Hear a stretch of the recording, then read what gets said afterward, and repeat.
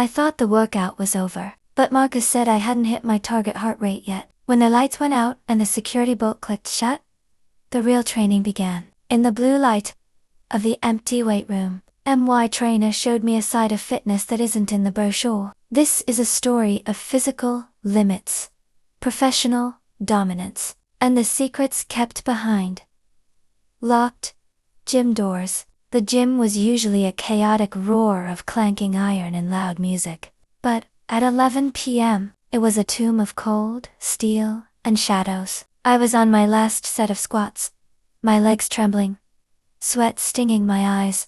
Marcus, my trainer, was standing over me. He wasn't like the other trainers. He was a wall of muscle with a gaze that felt like it was stripping me down to my nerves.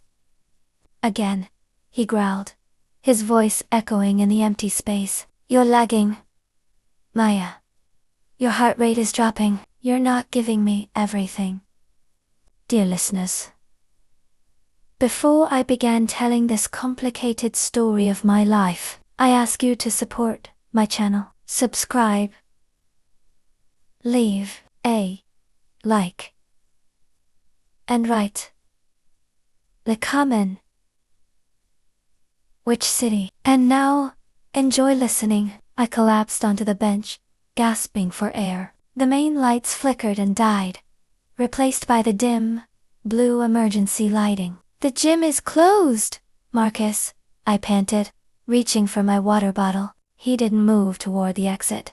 Instead, he walked to the front glass doors and slid the heavy security bolt into place. Clack. The public gym is closed, he said, turning back to me, his silhouette massive against the blue light. But your session is just moving into overtime. We're going to hit that target heart rate, one way or another. He walked over to the weight bench where I was sitting. He didn't stand in front of me. He stood behind me, his hands resting on my shoulders. His palms were calloused. Hot. You think you're tired? He whispered, his breath hot against my ear. You haven't even begun to work. He began to adjust my posture, his hands sliding down to my waist, pulling me back against his chest. I could feel the rhythmic thud of his own heart through his gym shirt. He pushed me down onto the flat bench. This is a new kind of resistance training. Maya, he murmured, his hands gripping the iron rack above my head. I looked up at him, the blue light catching the sweat on his brow. I want to see how much you can take before you break. He didn't give me a choice. The gym was a fortress. The doors were locked, and my trainer was about to take me through the most intense circuit of my life. He treated my body like a machine he was pushing to its limit. Keep pushing, he commanded. Every time I tried to catch my breath, by the time we moved to the yoga mats in the corner, my target heart rate was off the charts.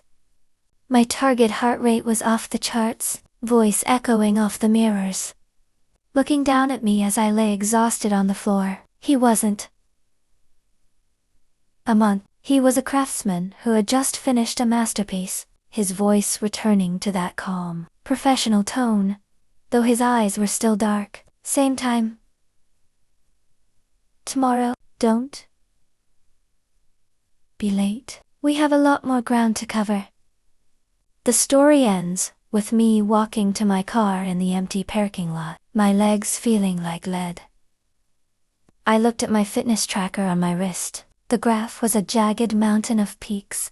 I touched my neck, feeling the pulse still racing. I knew I should find a new gym, a new trainer, a safer routine. But as I started the car, all I could think about was the sound of that lock clicking into place. I wasn't just hitting my goals.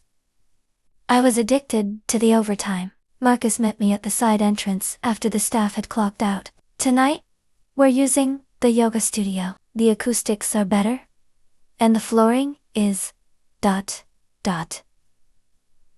softer. There was nowhere to hide.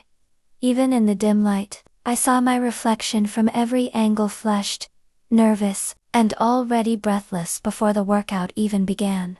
Marcus stood me in the center of the room. He didn't touch me at first.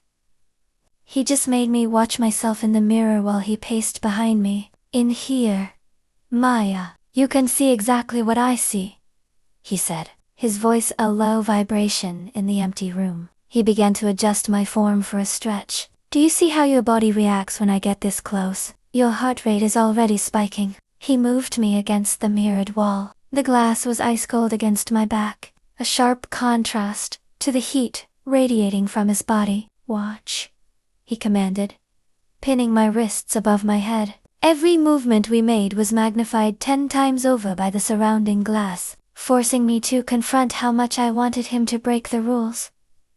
Suddenly, the muffled lobby thumpshy thump.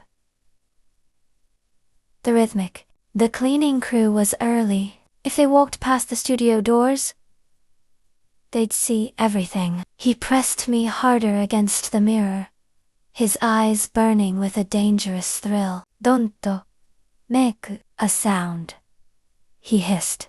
The waxer grew louder, the light from the hallway flickering under the studio door. We couldn't stop, but we couldn't be heard. Marcus used the threat of the cleaning crew to push the training even further. He wanted to see if I could handle the most intense part of the session, while remaining perfectly, agonizingly silent. The narrator focuses on the sensory details, the vibration of the floor waxer through the walls, the cold fog, our breath left on the mirrors, and the incredible pressure of trying to keep a scream inside.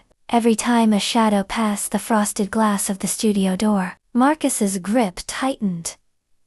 He was proving that he owned not just my body, but my voice too. By the time the waxer faded into the locker room wing, I was a trembling wreck of silent exhaustion. The gym was silent again. The cleaning crew had moved on. Marcus stepped away, leaving me slumped against the mirror, my reflection a blurred mess of sweat and silk. He didn't help me up, he just watched me reclaim my breath. That was your best performance yet, Maya, he said, checking his watch. Real discipline is staying quiet when you want to scream the most. He handed me my gym bag and walked me to the back exit, the same way we came. Next week, we moved to the aquatic center, he said, a slow, predatory smile spreading across his face. I want to see how you handle the resistance. In the water, the story ends with me driving home, the streetlights flashing past. Like the flickering mirrors of the studio, I looked at my reflection in the rearview mirror. My eyes looked different, wilder, darker. I knew the aquatic center would be even riskier, even more exposed. But as I pulled into my driveway, I was already counting down the minutes until overtime began.